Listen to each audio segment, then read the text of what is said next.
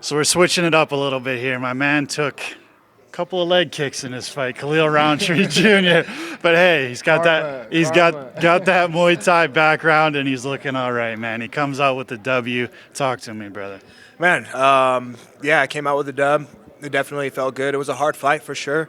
I knew it was going to be a grind. I knew it wasn't going to be an easy fight. But yeah, I dug deep and did what I needed to do to get the judge's decision. I also want to say thank you, brother, because you probably don't remember this, but before I was even in this interview game, I was in an event in 2019, Quintet Ultra. It was a grappling event. I ran into you there. You were like, man, I'm just here to watch one of my friends grapple. I think it was Cynthia Calvillo at the time.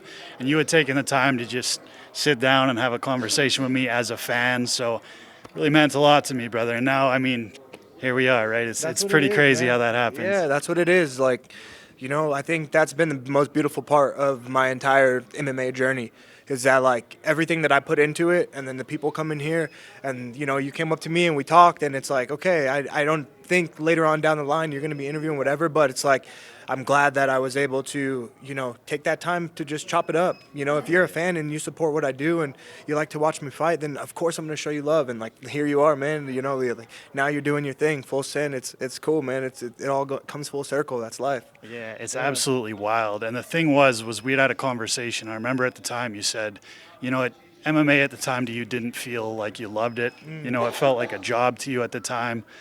Now you got a 3-fight win streak. You're beating Dustin Jacoby, who's undefeated since coming back to the UFC. How do we feel about MMA now?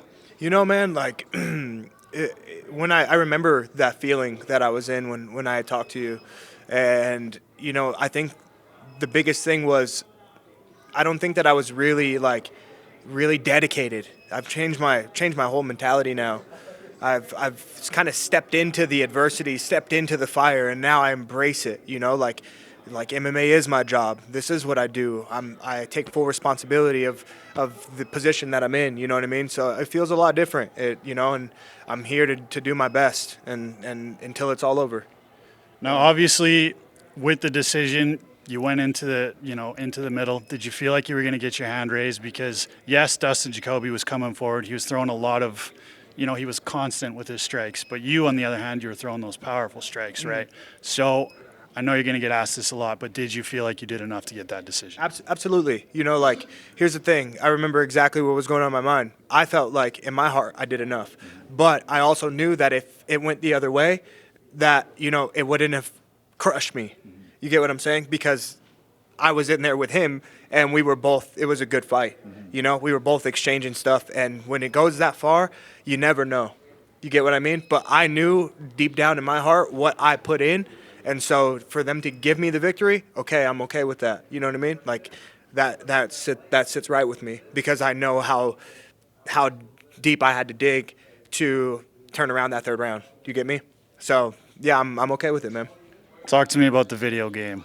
We got to get you in it, right? Yeah, it's absurd. I know that my career has been a little bit up and down, wins and losses, but I've been in the UFC now 7 years, and I've been waiting to get in that game, man. And I see these guys like Contender Series, and they've already a spot. I'm like, yo, these guys haven't even fought in the UFC yet, and they got a whole upload. Like, nah, this is not okay.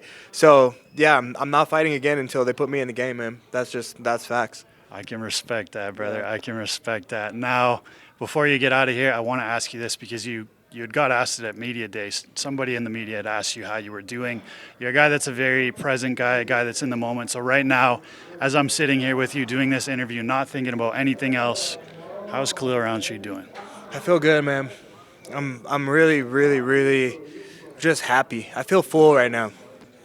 I feel full after a hard fight like that, and after like just really giving my best and never in my mind thinking to give up or to let loose or to let off the gas pedal, because I've been in hard fights before where I'm like in my mind I'm thinking like, oh, just give up, just quit, and that's real, like these are real thoughts. But in this one, I kept climbing the mountain, that mountain adversity. Every time I hit him, he wouldn't go down. Every time he hit me, I'm like, damn.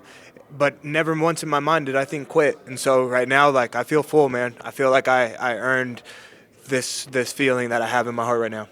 Listen, a well-earned victory, a spot in the listen. Get this man a spot in the video game. Khalil Rountree Jr. He's pushing the snakes. He's pushing the snakes. He's pushing the fakes. He's pushing them all off him like I don't even know what's that. Kendrick Lamar, bro. Let's try this again. you. I'm pushing the snakes. I'm pushing the fakes. I'm pushing them all off me like. Appreciate you, brother. Thanks, man.